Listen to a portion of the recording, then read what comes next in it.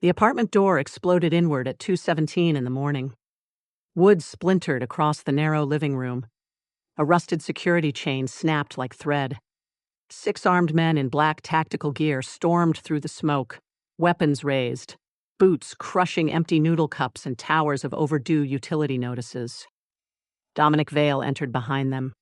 At 6 feet 4 inches, he nearly filled the ruined doorway. His black combat shirt stretched across a chest built like reinforced concrete, and a long tactical coat moved around his powerful legs as he stepped over the wreckage. Cold fury sharpened every devastating line of his face. His eyes glowed a lethal feral gold. "Target located," one of his men announced. Dominic's gaze locked on the woman sitting cross-legged on the floor. She wore an oversized brown pajama set covered in fuzzy bear ears. Thick-rimmed glasses balanced crookedly on her nose. A mess of pale golden brown hair had been twisted into a knot that appeared to be held together by 2 pens and pure desperation. She was stunning. That was Dominic's first, unwanted observation. His second was that the suspected mastermind behind the most catastrophic intelligence breach in syndicate history was typing so frantically that she had not noticed 6 rifles pointed at her.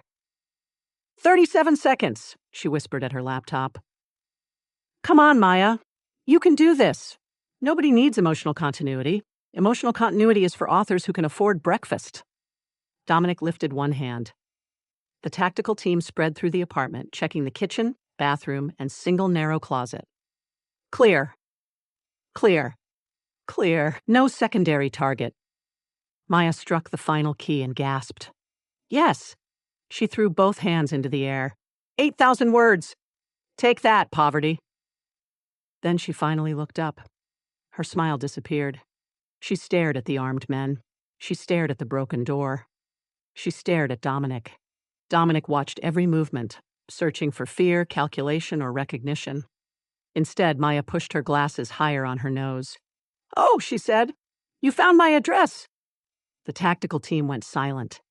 Dominic's voice was low enough to vibrate through the floorboards. "Step away from the computer." Maya hugged the laptop to her chest. "No." 3 rifles shifted toward her. Dominic narrowed his glowing eyes. Most trained operatives broke when surrounded. The woman in bare pajamas looked mildly annoyed. "You have 10 seconds to place the device on the floor," he said. "It is not a device. It is a laptop, and it contains 3 unfinished novels, 12 character spreadsheets, and the only copy of tomorrow's scheduled update." 10. You cannot count down while I'm explaining the stakes. 9. I haven't backed it up. 8. I'm serious. So am I. That makes one of us. Dominic crossed the room before she could blink. He seized her wrist, pulled her upright, and pinned her against the wall. The laptop remained trapped between them. His body towered over hers, a wall of heat, muscle, and controlled violence. Maya's breath caught. Dominic recognized the reaction. Finally, fear. Then her gaze traveled across his shoulders. "Wow!" she murmured. "Your costume budget is insane!" His grip tightened. "Who do you work for?" "The Starlight Reading app, technically, but they take a criminal percentage of my earnings, so I don't enjoy saying that." "Who gave you the route?" "What route?" "The Black Ravine shipment." Maya blinked. "The what?" Dominic leaned closer. His glowing eyes reflected in her glasses. "The armored convoy. 12 vehicles. 3 decoys. Departure at midnight from the Eastern Warehouse. Diversion through the abandoned transit tunnel. Final delivery beneath the Iron Crown Hotel." Maya's mouth slowly opened. Behind Dominic, his second-in-command unfolded a printed document. Every detail had appeared publicly 6 hours earlier in Maya's latest novel update. The syndicate had changed the weapons route immediately, but only 8 people had possessed the complete plan. 2 were Dominic's brothers. 4 had served him for more than a decade. 1 was currently in an underground cell being interrogated. The 8th was Dominic himself. Yet this woman had published the entire operation as entertainment. Maya's expression brightened. "You read my book." Dominic went still. "You admit writing it?" "Of course I wrote it. Did you kick down my door to ask for an autograph? Because I appreciate the enthusiasm, but you could have sent a message. You published classified syndicate intelligence. I published Chapter 73. You revealed my convoy route. I revealed Lucian Blackthorn's convoy route. Dominic's eyes burned brighter. Who is Lucian Blackthorn? Maya looked at him as though he had asked who the moon belonged to. The male lead. Your handler? My fictional alpha crime lord. The room changed. Every armed man glanced at Dominic. Maya pointed at him with one fuzzy sleeve. Actually, you look a lot like him. Taller, maybe. Less emotionally repressed around the mouth. Did the fan club hire you? Dominic caught her pointing finger in his fist. What fan club? The readers who keep threatening to find me if Lucian doesn't kiss Alana before Chapter 80. Names. I don't know their real names. One of them is called Wolf Daddy 77. An alias. Obviously. Connected to which network? The comment section. Dominic's jaw hardened. The woman was either insane or the most disciplined operative he had ever encountered. She had no elevated pulse, no visible panic, no scent of deception. There was only vanilla shampoo, cheap instant noodles, and the warm feminine fragrance of her skin. His wolf surged violently beneath his control. Dominic crushed the reaction before it could reach his face. Search the computer, he ordered. A tactical specialist stepped forward. Maya jerked the laptop away. No! Absolutely not! I know your type. The specialist paused. Dominic's voice became dangerous. What type? Men who think folders named Final Draft are actually final. They are not final. Final Draft 5 is the current file. Final Draft 5 Revised is corrupted. Final Draft 5 Revised New is an old outline. Touch the wrong one, and you'll destroy 6 months of character development. Dominic pulled the laptop from her hands. Maya made a sound of genuine horror. You monster! He handed it to the specialist. Extract everything. Do not open my search history, Maya warned. Dominic stared at her. What will we find? Research. On weapons? Sometimes. Smuggling routes? Yes. Body disposal? Frequently. Government infiltration? Last Tuesday. The tactical team exchanged grim looks. Dominic bent until his face was inches from hers. And you expect me to believe you are an author? I also researched whether a person can survive being thrown through a stained glass window. Why? Chapter 51. You expect me to accept that? No. I expect you to replace my door. The specialist sat at Maya's tiny table, navigating through her files. Sir, he said, there are hundreds of documents. Encrypted? No. They have unusual names, Maya groaned. Do not read them aloud. The specialist squinted. Kidnapped by the ruthless Alpha Draft 9, Dominic's gaze returned to her. Maya closed her eyes. Working title. Bought by the possessive crime king. Abandoned project. The billionaire wolf's accidental bride. That one paid my rent for 2 months. Dominic's mouth became a hard line. What is an alpha? Maya opened one eye. You're joking. Answer. A dominant supernatural leader, huge, territorial, emotionally constipated, usually growls instead of attending therapy. Someone near the door coughed. Dominic slowly looked over his shoulder. The coughing stopped.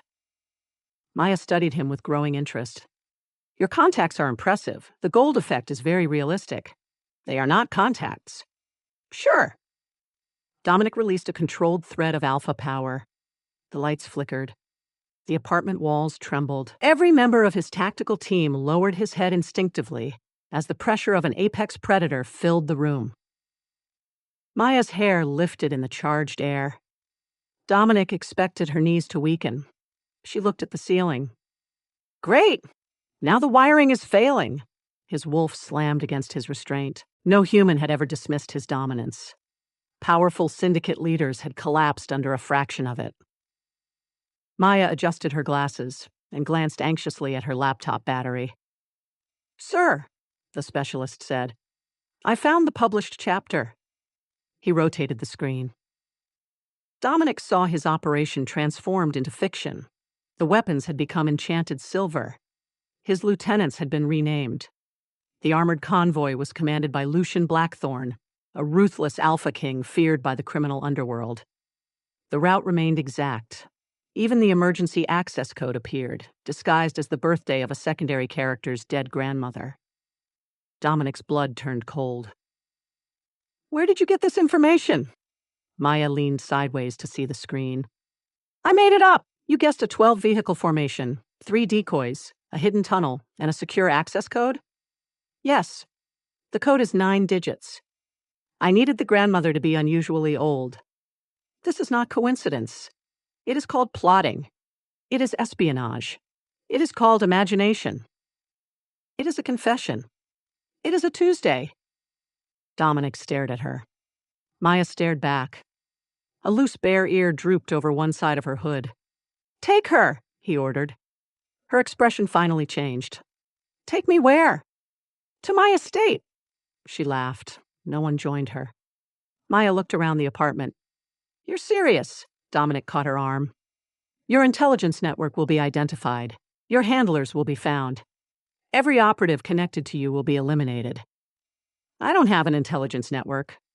"You have readers using coded identities. They have usernames. You receive anonymous payments. Those are royalties. You communicate through scheduled public transmissions. They are chapter updates. You planted operational details inside fictional narratives. I have plot armor." Dominic dragged her toward the ruined doorway. Maya dug her fuzzy slippers into the carpet. "Wait. Stop. I cannot leave. You have no choice. My charger." One of the tactical officers glanced at Dominic. Maya pointed desperately toward the table. "My laptop has 43% battery. If you're kidnapping me, take the charger." Dominic gave a sharp nod. The officer unplugged it. "And the blue notebook," she said. Dominic kept pulling her. "The blue notebook contains my outline." An officer collected it. "The red pen." Another officer picked up the pen. "The noodle cup beside the couch." Dominic stopped. "No, there are still noodles in it." "You are being abducted." "I know. I'll need a snack." He lifted her over his shoulder. Maya yelped as the room flipped upside down. Her hair spilled toward the floor, and her glasses slid down her nose.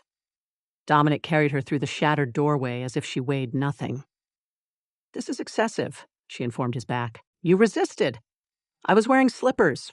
That was not resistance. That was friction." His men followed, one carrying her laptop like confiscated military hardware, and another holding a notebook decorated with smiling moons. They descended the narrow stairwell. Maya's apartment building had no working elevator, no security system, and no residents brave enough to open their doors during an armed raid. Outside, black armored vehicles surrounded the entrance. Rain silvered the empty street. Dominic opened the rear door of the central vehicle and placed Maya inside. She immediately reached for the laptop. He caught it first. "Hey, you will not communicate with your network. I need to upload my chapter." "No, my readers are waiting. They can continue waiting." "You don't understand. If I miss the deadline, the recommendation system will bury my book. If you attempt to transmit classified intelligence, I will bury more than your book." Maya stared at him. That was a strong line. Dominic climbed into the vehicle across from her. "What?" "Threatening, concise, vivid. Lucian could use it in chapter 74. You will not write about me. You kicked down my door, pinned me to a wall, and kidnapped me in a tactical convoy. You surrendered your right to privacy." The vehicle accelerated into the rain. Maya peered through the tinted window at the armed escort surrounding them. "This is incredible production quality," she said. "Did the fan club crowdfund this?"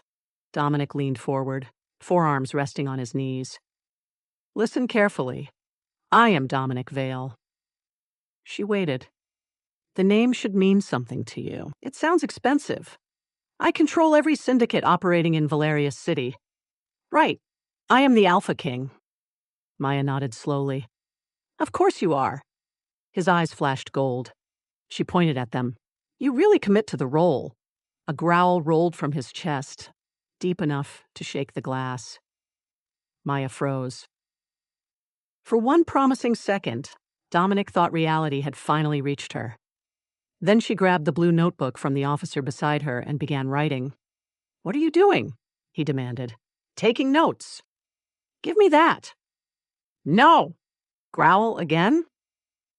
The officer beside her looked toward the window, his shoulders shaking suspiciously. Dominic snatched the notebook. Maya reached for it. "That is copyrighted material. It is evidence. It is my outline. It contains details about my organization. It contains a third act breakup caused by emotional miscommunication. Code for internal betrayal. It is code for readers crying in the comments." Dominic opened the notebook. Pages of arrows, fragmented dialogue, dramatic betrayals, and romantic scenes covered every inch. One line had been circled 3 times. Alpha pins author against bookshelf, but respects the first editions. His fingers tightened around the paper. "Explain this." Maya looked at the line. "It is self-explanatory. You planned an encounter with an alpha before tonight. I write alpha romance. You anticipated being pinned against furniture. I anticipated my character being pinned against furniture. You are the author. Yes, and therefore the character originates from your mind. Yes. So, you anticipated it." Maya stared at him for several seconds. "You must be exhausting in meetings." The convoy turned through towering iron gates. Beyond them, Dominic's estate rose against the storm, a vast fortress of dark stone, reinforced glass, armed guards, and hidden defenses. Searchlights swept across the grounds. Wolves moved between the trees, their eyes glinting in the rain. Maya pressed her face to the window. "Oh," she whispered. Dominic watched her carefully. At last, she appeared impressed. Perhaps the fortress had broken through her performance. Perhaps she finally understood the power of the man who had taken her. She turned toward him, eyes shining with excitement. "You have a castle. It is a fortified estate. You have wolves. They are security. You have armed guards, iron gates, and actual storm lighting. The weather is not under my control. This is perfect." Dominic's instincts sharpened. "Perfect for what?" Maya smiled. "For my next book." The vehicle stopped. Dominic stepped out, reached inside, and wrapped one hand around her waist. He lifted her from the seat and set her on the wet stone drive. She gazed up at him in fuzzy, bare pajamas, rain gathering on her glasses, entirely unaware that she stood before the most feared predator in the city. Or she was aware and simply did not care. Dominic could not decide which possibility was more dangerous. He leaned down until his mouth was beside her ear. "Inside that estate, you will tell me exactly how you obtained my secrets." Maya clutched her laptop against her chest. "And inside that estate, you will give me the wireless password." His hand tightened at her waist. "Why?" "My chapter is due in 20 minutes. Dominic looked into her calm, blue-gray eyes and felt his wolf rise with a certainty that made no sense. This woman was hiding something. A spy. A prophet. A criminal genius disguised as a starving writer. Whatever Maya truly was, Dominic would uncover it. Even if he had to keep her locked inside his fortress until she revealed every secret in her brilliant, impossible mind. Maya looked past him at the enormous front doors. "Do you have noodles?" Dominic dragged her into the estate. Dominic dragged her into the estate. The front doors closed behind them with a deep metallic boom that sounded less like architecture and more like a prison making a decision. Maya stood beneath a crystal chandelier the size of her entire apartment and stared across a marble entrance hall broad enough to host a military parade. Armed guards lined the walls. Security cameras tracked her from black glass domes. Rain hammered the towering windows, and somewhere beyond the polished stone corridors, a wolf released a low, mournful howl. Maya tightened her grip on the laptop. "Very subtle," she said. Dominic did not slow. He kept one hand around her upper arm and guided her through the estate with the firm efficiency of a man transporting unstable explosives. Wet black hair clung to his forehead. His combat clothes smelled of rain, leather, cold metal, and something wild beneath it all. Something hot. Something animal. Maya blamed sleep deprivation. They climbed a wide staircase, passed 2 armed checkpoints, crossed a gallery filled with old weapons, and stopped before a set of reinforced doors guarded by 4 enormous men. Dominic opened the room. Maya stepped inside and stopped. The bedroom was larger than the entire floor of her apartment building. A vast bed stood beneath a carved wooden canopy. Thick rugs covered the dark floor. A fire burned behind a glass screen. There was a private bathroom, a sitting area, a stocked refrigerator, and a desk positioned beside windows overlooking the storm-covered grounds. On the desk waited a sleek computer. Maya rushed toward it. Dominic caught the back of her pajama hood before she made 3 steps. No external communication. I only need 3 minutes. No, my update is already late. Good. That is not good. Readers become feral when deprived of fictional emotional resolution. Dominic released her hood. You will remain here until you cooperate. Maya hurried to the desk and touched the computer. The screen awakened. A blank offline word processor appeared. No browser, no messaging system, no connection icon. She clicked several times. Nothing happened. Her soul left her body. There is no internet. That is correct. You brought me to a fortress without internet. You have access to an isolated writing system. That is not access. That is psychological warfare. Dominic took her laptop from the tactical officer and placed it inside a steel case near the door. The case locked with a digital beep. Maya stared at it. You cannot confiscate an author's laptop. I already did. My entire career is in there. Your espionage network is in there. My search history contains 600 variations of the phrase, enemies to lovers. His golden gaze sharpened. Enemies becoming lovers is a common infiltration strategy. It is a common reason women stay awake until sunrise. Dominic stepped close enough that Maya had to tilt her head back. His presence filled the room. It was not merely his height or the brutal width of his shoulders. The air around him seemed denser, charged by an invisible force that pressed against her skin. His eyes flickered gold. His nostrils flared. He was smelling her. Maya had written that exact behavior in at least 14 novels. She had always considered it dramatic. In person, it was deeply unsettling. Dominic leaned toward her neck. She held very still. A rough sound rolled inside his chest. Not quite a growl. Not quite human. Maya's writer brain took a note despite her better judgment. Excellent sensory detail. Terrifying male lead smells heroin like suspicious pastry. What are you doing? She asked. Determining whether you are afraid. Can you smell fear? Yes. That is biologically inconvenient. You are afraid now. I am being held without internet by a muscular stranger with glowing eyes. Fear is a reasonable editorial choice. His gaze moved over her face. But you were not afraid in the apartment. I had 37 seconds left on my deadline. I did not have time. For the first time, Dominic looked genuinely uncertain. It lasted less than a heartbeat. He turned toward the guards. She receives food, water, and anything necessary for writing. No network access, no personal devices, 2 guards outside at all times. Maya raised a hand. I need coffee. No. Then I need a lawyer. No. A publisher? No. A less repetitive kidnapper? Dominic walked out. The reinforced doors shut behind him. 3 separate locks engaged. Maya stood alone in the luxurious room. She looked at the bed. She looked at the fire. She looked at the silent computer. Then she threw herself across the mattress and screamed into a pillow. The pillow was absurdly soft. She screamed again, partly from frustration and partly because no pillow had the right to be that comfortable. Hours passed. Food arrived on silver trays carried by silent staff members who refused to answer questions.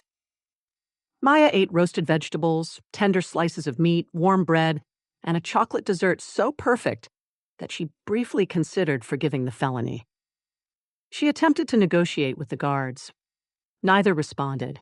She offered to write them into her next novel as elite bodyguards with complicated romantic lives. The taller guard blinked. Maya considered that progress. Unable to upload anything, she opened the offline word processor and tried to write. The blank page stared back. She stared at it. Nothing happened. Her imagination, which had produced kidnappings, betrayals, secret heirs, criminal kings, supernatural wars, and 12 distinct methods of dramatic wall pinning, had apparently abandoned her the moment her own life became interesting. She typed one sentence. The alpha entered the room. She deleted it. Too realistic. She typed another. The heroine escaped through an air vent. She looked at the ceiling. There was no air vent. She deleted that too. The door unlocked shortly after sunset. Dominic entered alone. He had changed into black trousers and a fitted charcoal shirt with the sleeves pushed to his forearms. Without the tactical coat, he looked even larger. Dense muscle shifted beneath the fabric with every controlled step. His scent reached her before he did. Cedar smoke, rain, steel, wolf. Maya's fingers froze above the keyboard. Dominic carried a combat knife. He crossed the room and slammed it point first into the wooden desk. Maya jumped so hard, her glasses nearly fell off. The blade vibrated between them. "All right," she said carefully. "That is bad furniture etiquette." Dominic placed both hands on the desk and leaned over her. His eyes burned gold. "The Varkos pack is preparing an attack." Maya stared at him. He waited. She glanced at the knife. Then back at him. "Congratulations?" His jaw tightened. "You will tell me where and when." "I don't know." "You knew the convoy route." "I invented the convoy route." "You knew the access code." "I invented a dead grandmother." "You knew the tunnel." "I needed atmosphere." "Enough." The words struck the room like a physical blow. The fire bent behind its glass screen. Maya felt pressure roll over her skin, ancient and predatory. Her lungs tightened. Every instinct told her to become small, quiet, and non-threatening. Dominic's pupils narrowed. His canines lengthened. Maya's heart began beating much faster. That was not normal cosplay. That was not advanced dental work. That was not a lighting effect. He was either an actual supernatural predator, or she had finally suffered a complete creative breakdown. Neither possibility improved her situation. Dominic lowered his voice. "You see events before they happen." "No, I don't." "You hide your visions inside fiction."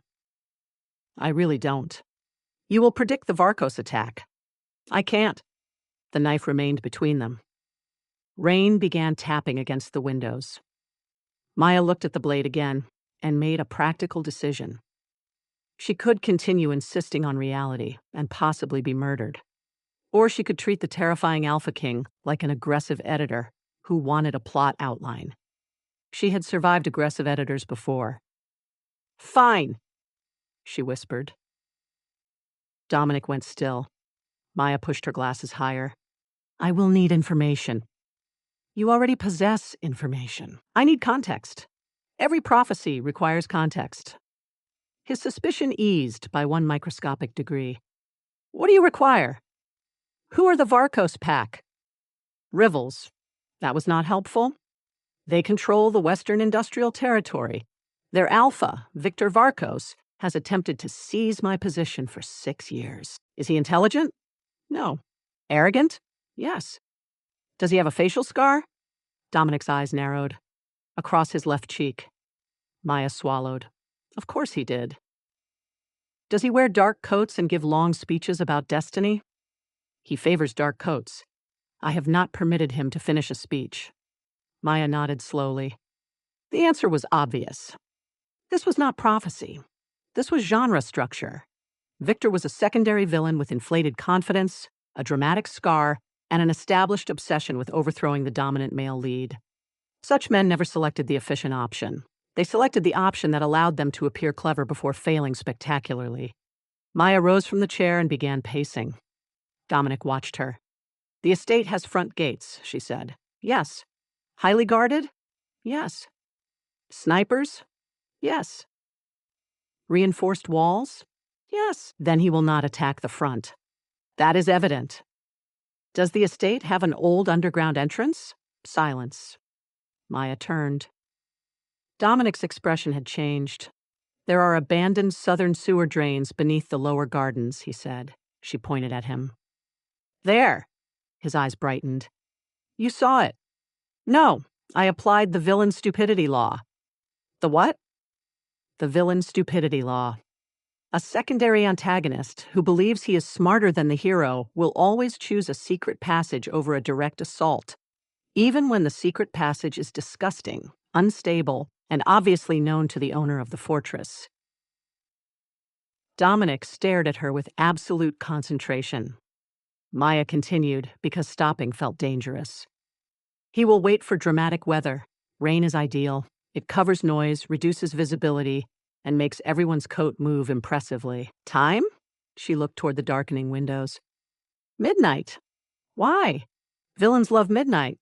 That is your reasoning?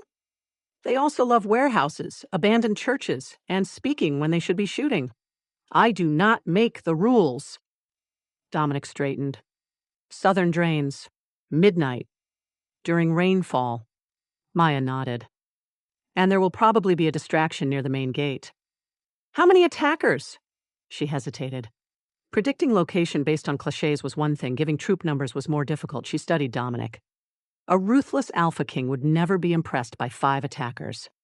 A serious ambush needed enough bodies to create danger, but not enough to destroy the estate in part 2. 24, she said. His face became unreadable. Exactly? Approximately exactly. What weapons? Silver blades. A pulse moved in his jaw. Maya noticed. You dislike silver. All wolves do.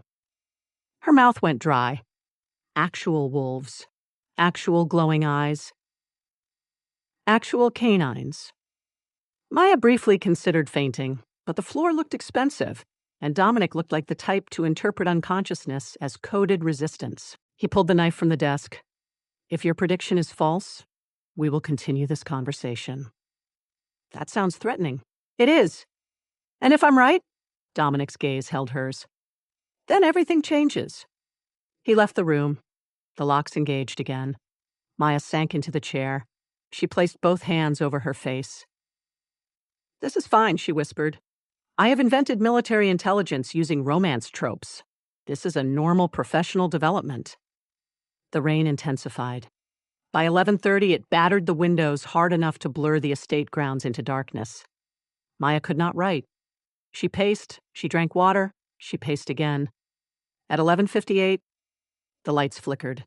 A distant alarm sounded. Maya stopped breathing. Shouts erupted somewhere below. Then came gunfire. Not fictional gunfire described with tasteful restraint. Real gunfire. Sharp, violent, close. The estate shook with a muffled explosion. Maya rushed to the window. Searchlights swept across the lower gardens.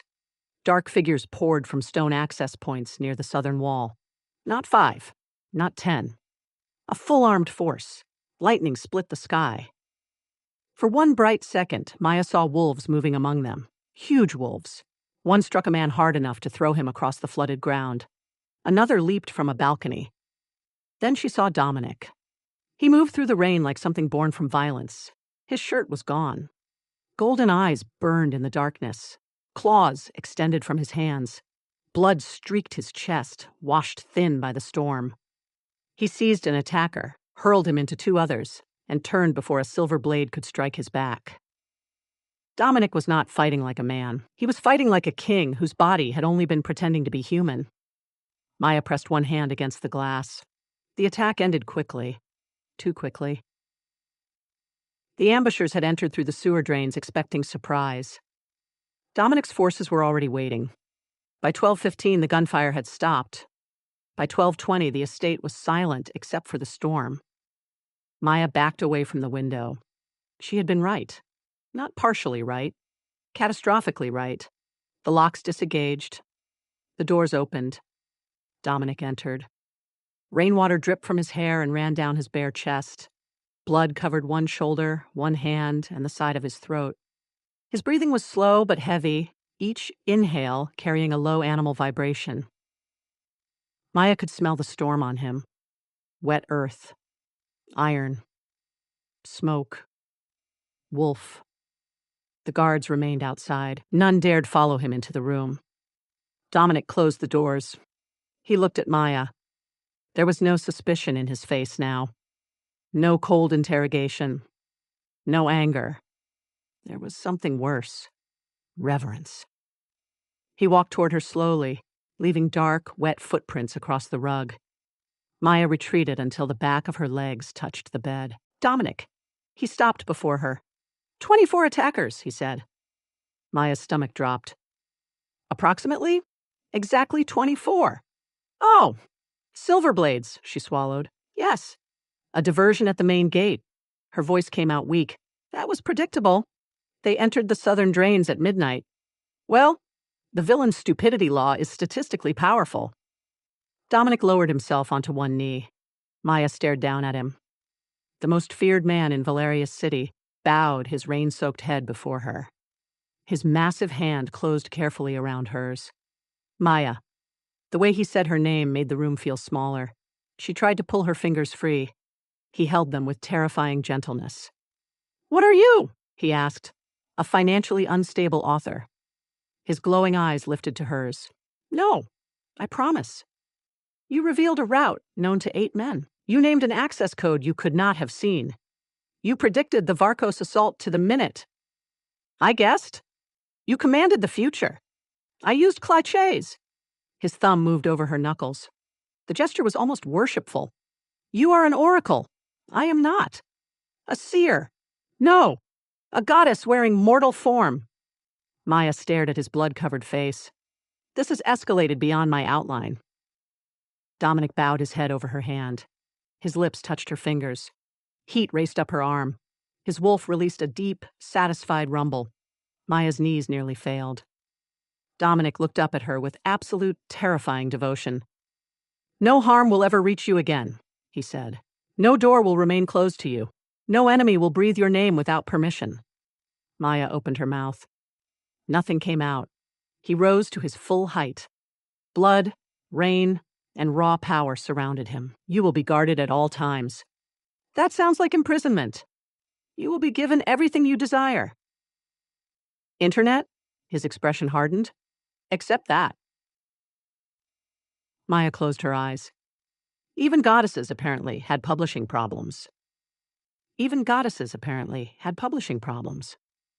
By the 3rd morning of her captivity, Maya had missed 2 scheduled updates, lost her ranking on the Starlight reading app, and developed a personal hatred for every security device in Dominic's estate. She sat cross-legged in the center of the enormous bed, surrounded by crumpled sheets of paper, empty dessert plates, and 4 notebooks she had demanded from the staff. The offline word processor displayed 3 sentences. The first sentence was acceptable. The second sentence was barely alive. The third sentence had been rewritten 27 times, and now sounded as though it had been produced by a nervous government committee. Maya deleted the entire paragraph. This is torture, she announced. The 2 guards outside her door did not respond. She threw a pillow at the reinforced wall. I am being creatively murdered. Silence. Tell your Alpha King that his oracle has foreseen a terrible future. One of the guards shifted. Maya raised her voice. In this future, his precious prophecy goddess receives internet access, or she begins predicting that all his hair falls out. The door remained locked. She glared at the ceiling. Dominic had fulfilled nearly every promise he had made after the attack.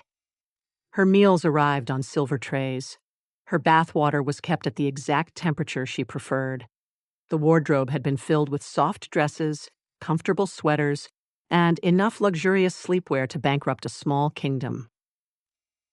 There were guards outside her room, guards beneath her balcony, guards in the corridor, and wolves patrolling the garden. There was still no internet. Dominic had also started visiting her 3 times a day. He brought reports, maps, photographs, names of rival leaders.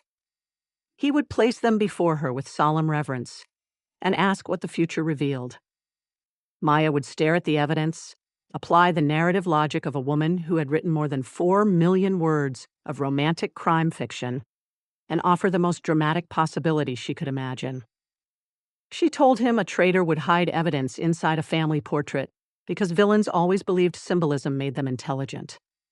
His men found financial records behind a portrait. She warned him that a corrupt lieutenant with an injured right hand would attempt to poison him during dinner because untrustworthy secondary characters always overused their visible weaknesses. A lieutenant with a bandaged right hand was caught carrying toxin near the kitchen. She predicted that a rival businessman would betray his allies during a peace meeting because he had arrived wearing white, and men in white suits never remained neutral past the second act. The businessman betrayed 3 allies before dessert. Every absurd guess became reality. Each success made Dominic more convinced that Maya possessed divine sight.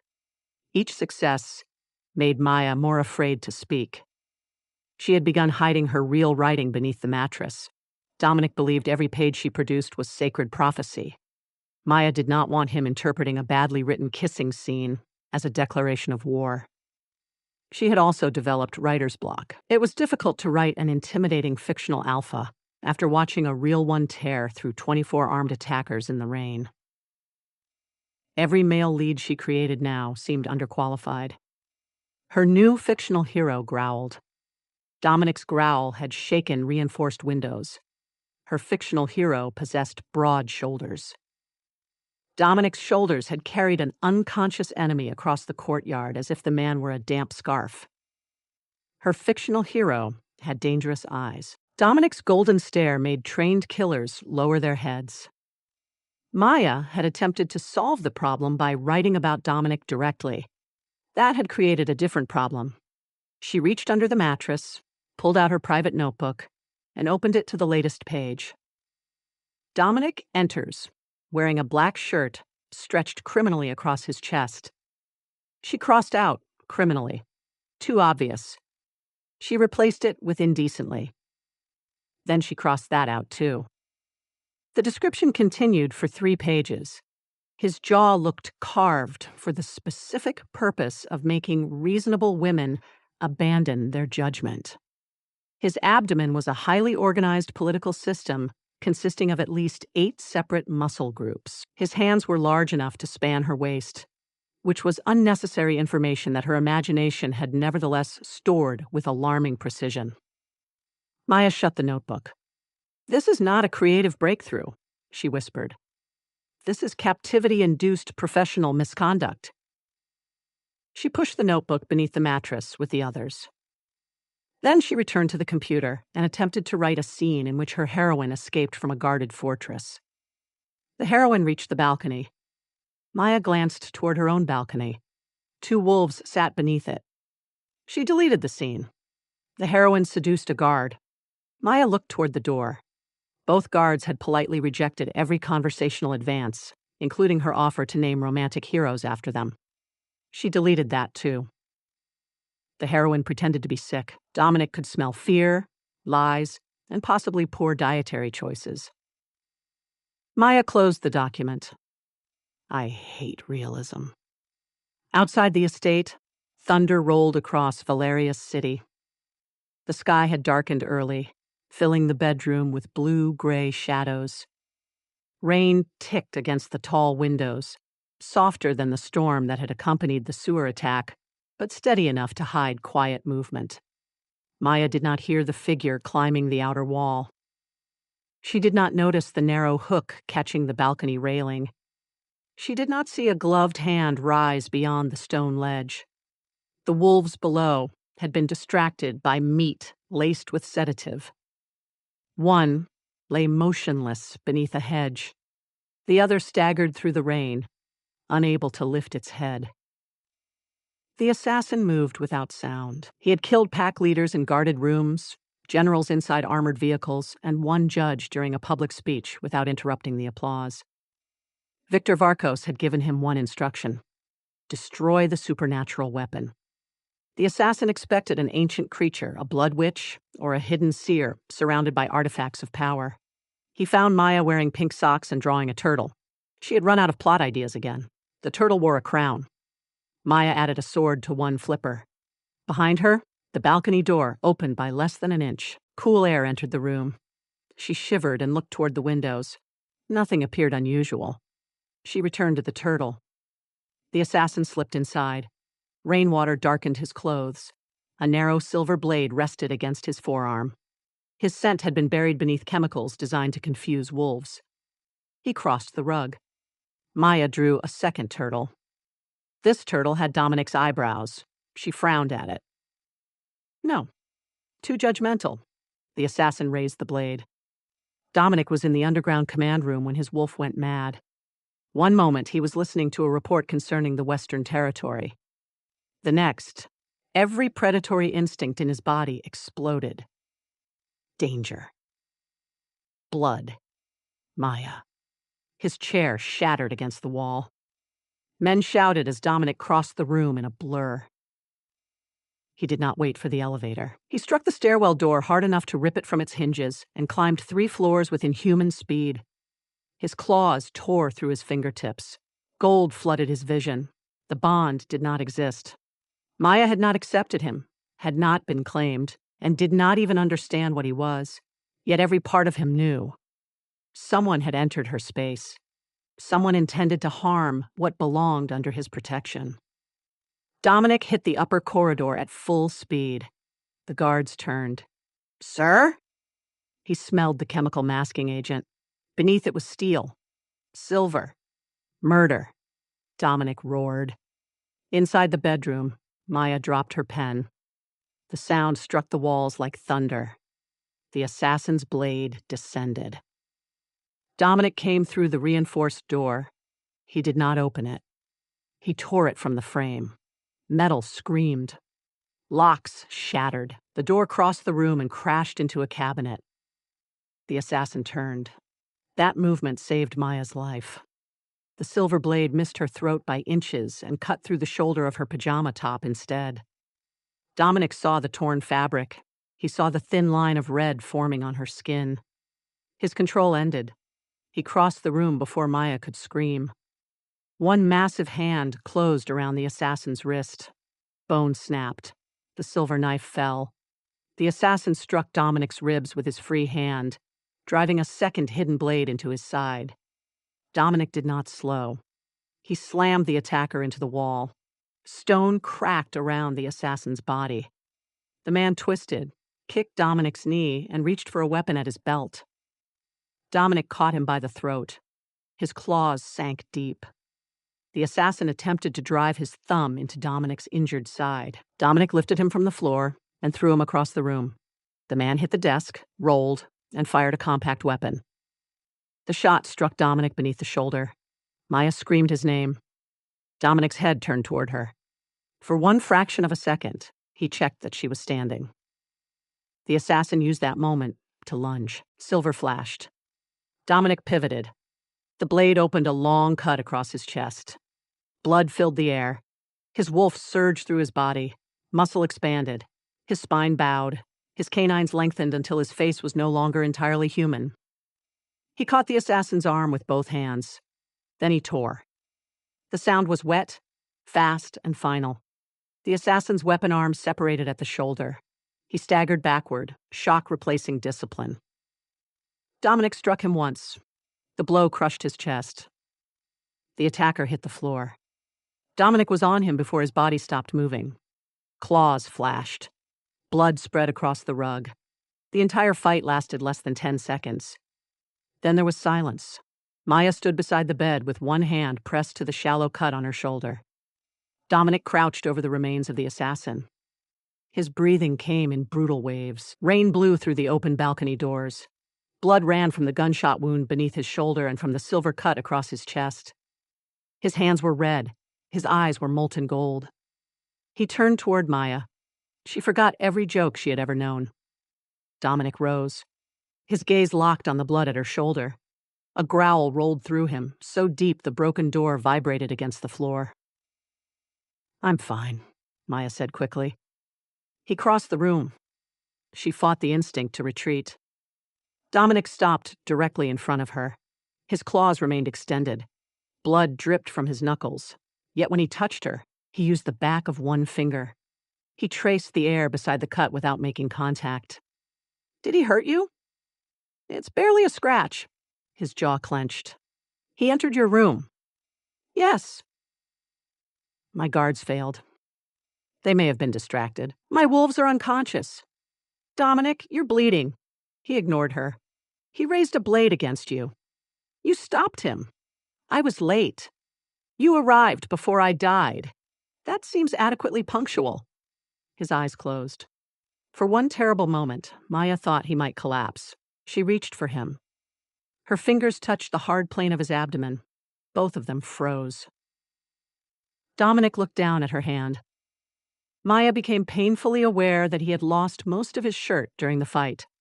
Blood streaked his chest, but beneath it his muscles were exactly as structurally excessive as she had documented.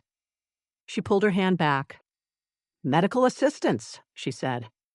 "You need it." Footsteps thundered in the corridor. Guards and medics rushed through the ruined doorway. Dominic snarled. Everyone stopped. "The Oracle is injured," he said. A medic looked at Maya's shoulder. "She has a superficial cut, sir." Dominic's golden gaze snapped toward him. The medic became pale. "A grave superficial cut," he corrected. "Treat her. You have a silver wound and a projectile injury. Treat her first." Maya pointed at Dominic. "He is leaking onto the carpet. I am not at risk. You have a hole in your shoulder. It will close. You sound like every male character readers complain about." Dominic's expression shifted. He appeared ready to argue. Then, the broken bed frame moved. During the fight, the assassin had struck the mattress hard enough to knock it sideways. The secret notebooks slid from beneath it. 4 of them hit the floor. They opened. Pages scattered across the blood-stained rug. Maya stopped breathing. Dominic looked down. "No," she whispered. He bent. "No." He picked up the first notebook. "Dominic." His eyes moved across the page. Maya lunged. He lifted one arm, holding the notebook beyond her reach, while keeping his gaze on the writing. "This is private." "You concealed it beneath your bed." "Because it is private. You hide your true visions. They are not visions." Dominic turned the page. His face became still. Maya recognized the section. It contained turtles. Dozens of them. Small turtles, large turtles, turtles wearing crowns, turtles carrying knives. One turtle had Dominic's severe eyebrows and a speech bubble that said, "Give the Oracle internet." Dominic stared. "What is this symbol?" "A turtle." "What does it signify?" "Writer's block." He turned another page. There were more turtles. One had 8 carefully drawn abdominal muscles. Dominic's gaze narrowed. "Why does this one have my scar?" Maya's entire body heated. "It doesn't. It has the scar beneath my ribs." "Coincidence." Dominic looked at her. The word hung between them. Coincidence had become dangerous in this estate. He opened the second notebook. Maya covered her face. "No." Dominic read silently. His expression changed. The suspicion faded first. Then the reverence. Then every trace of certainty he had possessed since dragging her from the apartment. His brows drew together. He read further. Maya knew exactly what he was seeing. Dominic's chest was not merely broad. It was an architectural threat. His black shirt clung to him as though the fabric had entered a doomed but passionate relationship with his muscles. Dominic turned the page. His jaw could cut glass, destroy marriages, and possibly interfere with nearby communications equipment. Another page. If he pinned the heroine against the desk, one hand around her waist and the other beneath her chin, she would absolutely maintain professional boundaries for at least 3 seconds. Dominic stopped reading. The room had become impossibly quiet. The guards stared at the walls. The medic appeared fascinated by his equipment. Maya wanted the assassin to return and finish the job. Dominic slowly lifted his gaze. "What is this? A draft? You described my body. Writers describe things in extensive detail. I am committed to accuracy." His eyes dropped to the page. "You compared my abdomen to a political system. It was late. You wrote that my hands would fit around your waist." Maya's voice failed. Dominic looked at her waist. Possessive heat replaced the shock in his eyes. He continued reading. She should not wonder what his mouth would feel like against her throat. She definitely should not imagine him growling her name while lifting her onto the desk. These were unproductive thoughts. Extremely vivid, professionally concerning, unproductive thoughts. Dominic closed the notebook. Understanding entered his face with devastating slowness. The convoy route, he said. I invented it. The sewer attack, a trope. The portrait, a cliché. The poison, genre logic. You do not see the future. No, you are not an oracle. No, you are not a supernatural weapon. I struggle to open jars. His gaze moved to the crowned turtle, then to the pages describing his chest, then back to Maya. You are merely an author, a very tired one. You guessed everything. Yes, because villains in your books are stupid. That is an oversimplification, but yes. Dominic stood motionless amid the ruined room, covered in rain and blood, holding a notebook filled with turtles and erotic observations about his body. His entire theory of Maya collapsed. She watched disbelief become embarrassment. Embarrassment became anger. Anger burned away beneath something darker. His pupils widened. His nostrils flared. The feral hunger in his gaze had nothing to do with prophecy. Maya stepped backward. Dominic followed. You wrote that you wanted me to pin you against a desk. I wrote that the heroine might want that. You used your own name twice. Editing error. You described my scent. Research. You wrote that my growl made your knees weak. Acoustic analysis. Dominic advanced until the backs of her legs touched the mattress. Maya looked up at him. Blood still marked his skin. His wounds were already beginning to close. His golden eyes moved over her face with slow, possessive intensity. For the first time, he was not looking at an enemy, an oracle, or a mystery. He was looking at a woman who had imagined his hands on her body. His voice dropped into a rough, dangerous murmur. You are not afraid of me. I am reconsidering that position. You watched me kill a man. He was trying to murder me. You saw what I am. Yes. And afterward, you touched my abdomen. You were injured. His mouth curved. It was not a smile. It was the expression of a predator discovering that the prey had been secretly writing invitations. Dominic, Maya warned. He placed one bloody hand beside her hip on the mattress. The other lifted her chin.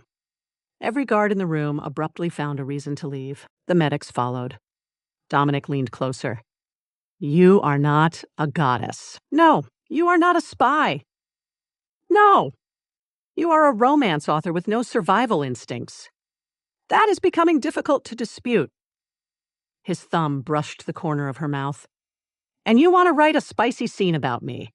Maya's face burned. It was private brainstorming. His growl filled the narrow space between them. Then perhaps, he said, eyes blazing with possessive desire, you require better research. Then perhaps, Dominic said, eyes blazing with possessive desire, you require better research. Maya stared at him. His thumb remained at the corner of her mouth. His other hand pressed into the mattress beside her hip. Blood streaked his bare chest. His wounds were still closing, and the remains of an assassin had only just been removed from the room. This was not an appropriate time to notice that his voice had become rougher. It was definitely not an appropriate time to remember every sentence in the notebook he was holding. Maya pushed against his chest. Dominic allowed her to move him exactly half an inch. You need medical treatment, she said. I am healing.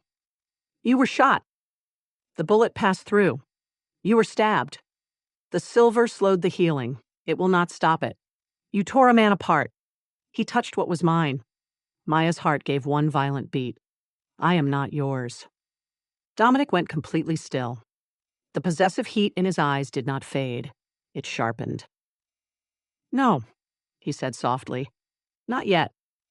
He stepped back. The sudden absence of his body left Maya cold. Dominic placed the notebook on the damaged desk, turned toward the ruined doorway, and ordered the guards to relocate her to the eastern guest suite while the room was repaired. Then he left. No threat, no interrogation, no explanation. Maya stood beside the blood-stained bed, staring after him. The terrifying Alpha King had discovered that his supernatural oracle was actually a financially desperate woman with writer's block, bad turtle drawings, and an unhealthy professional interest in his abdominal muscles. He had every reason to be furious.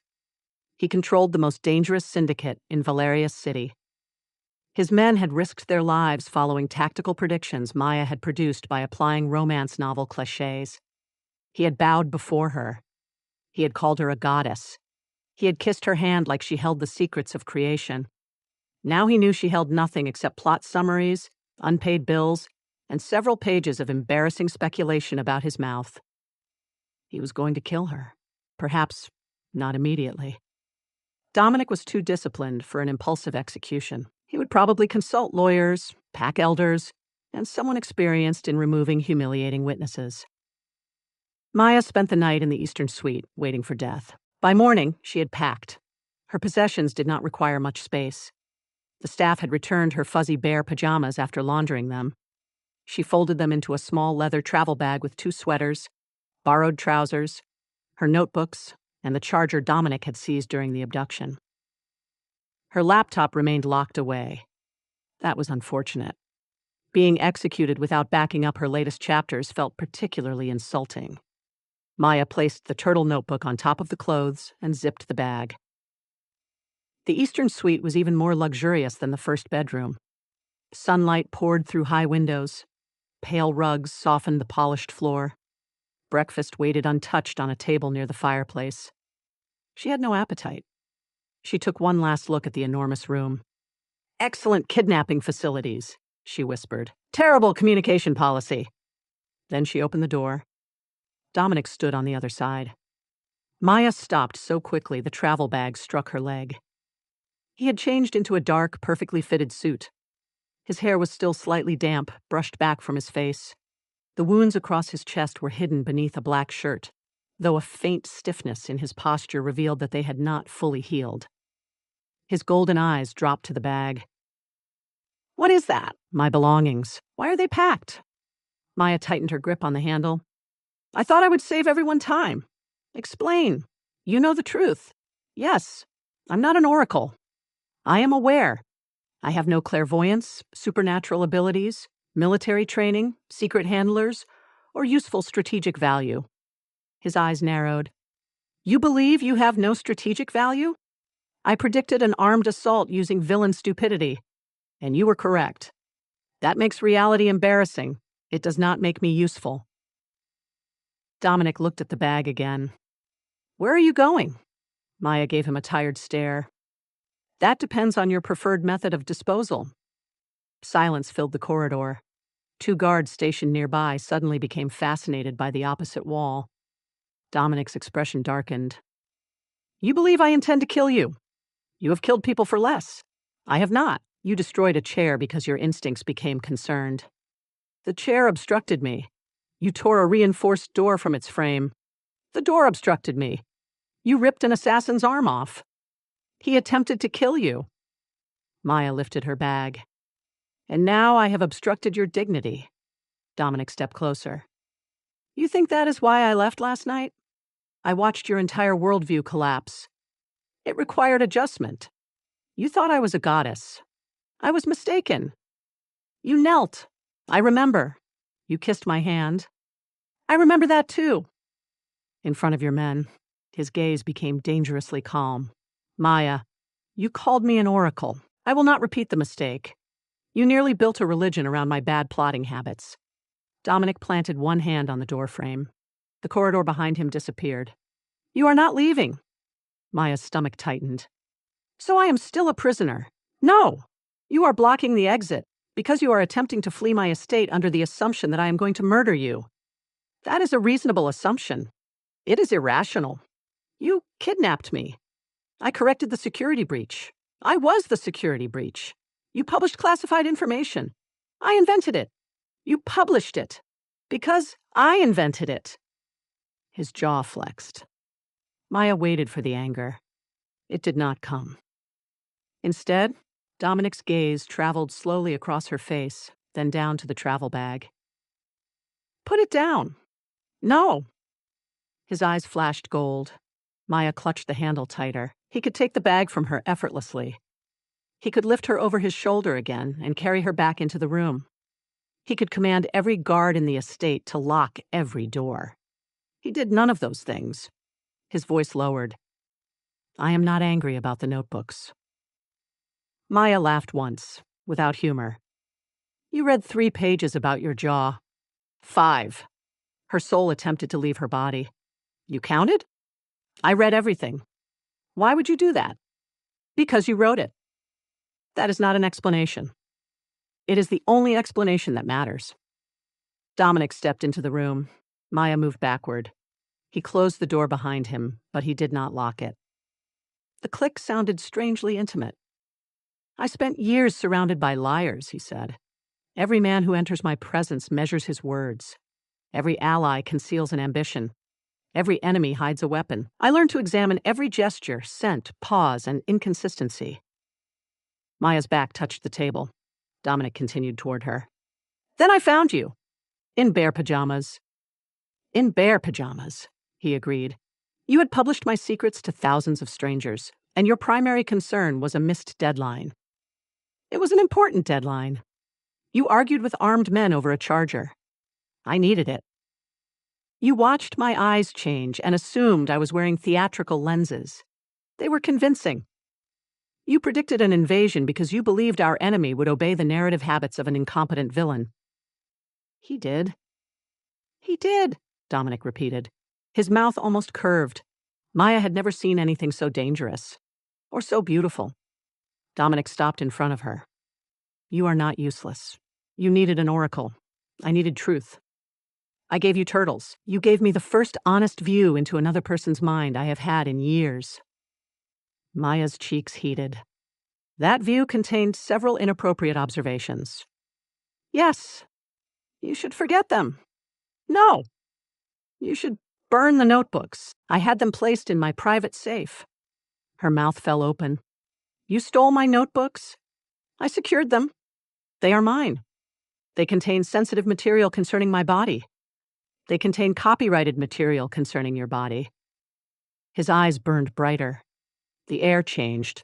A warm pressure unfurled between them, invisible but powerful. Maya felt it enter her chest, winding around her heartbeat like a golden thread. Dominic inhaled sharply. His hand closed around the edge of the table. Something clicked into place. Not a sound. A certainty. Maya felt his presence inside her awareness, immense and controlled. A dark forest filled with strength, violence, and years of solitude. Beneath all that power was a stillness so profound it hurt. Dominic looked at her as if the world had shifted beneath his feet. Maya. What is happening? The bond. Her pulse raced. What bond? My wolf recognized you when I entered your apartment. I refused to understand it. Recognize me as what? His hand rose slowly, giving her time to move. She did not. His fingers touched her cheek. My mate. The word moved through her body like heat. Maya stared up at him. That seems narratively convenient. It is biologically absolute. I do not enjoy biological absolutes. Neither do I. Good. But I want you without it. Her breath caught. Dominic's expression was stripped of command and suspicion. For once, the ruthless Alpha King did not look like a man delivering a verdict. He looked vulnerable. I wanted you when I believed you were dangerous, he said. I wanted you when I believed you could see the future. I wanted you after I discovered you draw turtles when frightened by a blank page. They are good turtles. They are terrible. That is cruel. They have no anatomical consistency. They are symbolic. They are round objects with legs. Maya tried not to smile. Failed. Dominic watched the smile appear, and something in his face softened. Then he reached inside his suit jacket. Maya tensed. He withdrew a sleek black folder. No knife? She asked. Not this time. He placed the folder on the table. Maya opened it. The first page carried the silver emblem of the Starlight reading app. She read the heading. Then she read it again. Acquisition agreement. Her eyes moved rapidly over the first paragraphs. A holding company controlled by Dominic had purchased the platform, its publishing technology, its fictional catalog, and all associated commercial assets. The purchase had been completed that morning. Maya looked up slowly. You bought Starlight? Yes. The entire platform? Yes. Why? They prevented you from publishing. You prevented me from publishing. I have corrected both problems. Maya flipped through the folder. There was a new author contract, exclusive lead author status, a guaranteed annual income large enough to make her vision blur, full creative control, ownership of her stories, a dedicated editorial team, marketing support, a private publishing schedule that could not be altered without her approval. You bought a company because I missed 2 updates. 3. It has only been 3 days. The negotiations were efficient. This is insane. This is infrastructure. This is a hostile takeover inspired by romantic frustration. The previous owners accepted the price willingly because the price has too many zeros. They were obstructing my mate's career. I am not sure that is a standard acquisition criterion. It is now. Maya found a handwritten condition attached to the final page. She read it aloud. The author will relocate permanently to the master suite. Dominic stood very still. She continued. The author's working environment will include uninterrupted network access, unlimited research resources, and direct access to Dominic Vale for purposes of romantic inspiration. Her gaze rose. Direct access? Yes. For inspiration? Yes. What does that mean? His eyes lowered to her mouth. You have already described it in detail. Maya closed the folder. That is not a professional clause. It is negotiable. Remove the master suite condition. No. Then it is not negotiable. You may choose which side of the bed you prefer. That is not negotiation. You may control the room temperature. Dominic. You may use my body for descriptive accuracy. She forgot her next argument. His voice deepened. My shoulders, my hands, my jaw, the political system of my abdomen. You are enjoying this too much. I have spent 12 hours considering your notes. That is horrifying. It was illuminating. He stepped between her knees. Maya had not realized she had backed against the table until his hands settled on either side of her hips. You wrote that you wanted to know what my mouth would feel like against your throat. That was fictional exploration. You wrote your own name. An editing error. You wrote it 4 times. Persistent editing error. Dominic bent until his breath warmed her lips. Correct it. Maya's fingers curled into the front of his shirt. How? Research. Then he kissed her. There was nothing tentative in it. His mouth claimed hers with the force of a man who had spent days restraining something inevitable. Maya gasped, and Dominic caught the sound, deepening the kiss as one arm circled her waist. He lifted her onto the table. The folder slid to the floor, papers scattered around them like white leaves. Maya clutched his shoulders. They were as hard as she had written, though warmer than she had imagined. His body pressed between her knees, careful of his healing wounds, but incapable of hiding the power contained beneath his skin. A growl moved through his chest. Her knees weakened despite the fact that she was sitting down. Dominic broke the kiss only long enough to look at her. Acoustic analysis? Maya was breathing too hard to defend herself. Possibly. His mouth moved to her jaw, then her throat. The mating bond flared, carrying his desire into her with startling clarity. It was not merely hunger. It was reverence without the misunderstanding. He no longer worshipped her as an oracle. He adored her as Maya, the exhausted writer, the woman who survived on noodles, the woman who argued during abductions, the woman whose chaotic imagination had repeatedly defeated men who believed themselves rational. His lips paused over her pulse. Maya, she heard the question beneath her name. For all his strength, Dominic waited. That choice broke through the last of her fear. She slid one hand into his hair and drew him closer. Yes! His canines pressed gently against her skin. The bite was sharp, intimate, and brief. Heat exploded through the bond. Maya cried out as Dominic held her securely against him. The sensation spread from her throat through every part of her, joining her heartbeat to the massive rhythm inside his chest. His control trembled. His hands tightened at her waist exactly as she had imagined, yet the reality contained something her writing had never captured. Safety. Dominic could destroy doors, armies, and entire criminal networks. With her, he was careful. He kissed the mark he had left, then lifted his head. His eyes glowed gold, but the ruthless coldness was gone. "You are mine," he said. Maya touched his jaw. Exclusive rights require mutual ownership. A slow smile transformed his face. It was the first true smile she had seen from him. "Then I am yours." She kissed him again. Months later, Maya sat in the master bedroom with her laptop balanced across her knees and Dominic sleeping beside her. Starlight had become the most profitable fiction platform in Valerius City. Maya's new novel broke every readership record within its first week. Her contract protected her income, her copyright, her deadlines, and her right to reject editorial notes from intimidating alpha executives. Dominic remained the most feared syndicate ruler in the city. He also attended her weekly story meetings. He had strong opinions about tactical realism, weak opinions about emotional pacing, and no patience for villains who explained their plans before attacking. Whenever Maya suffered writer's block, Dominic would remove his shirt and ask whether direct research was required. It usually was. Her turtle drawings improved. His patience did not. The world still believed Maya was Dominic Vale's hidden supernatural weapon. Neither of them corrected the rumor. In a way, it was true. She could not see the future, but she understood people through stories. She recognized pride before it became betrayal, obsession before it became violence, and love before two frightened people found the courage to name it. Dominic had spent his life believing truth could only be extracted through force. Maya taught him that truth sometimes arrived in fuzzy pajamas, carrying a laptop and demanding access to the internet. She had written hundreds of impossible romances before meeting him. Ruthless kings, dangerous wolves, powerful men brought to their knees by one extraordinary woman. She had never truly believed those stories. Not until the night a paranoid alpha kicked down her door and mistook her imagination for prophecy. The greatest truths were sometimes hidden inside the wildest fictions.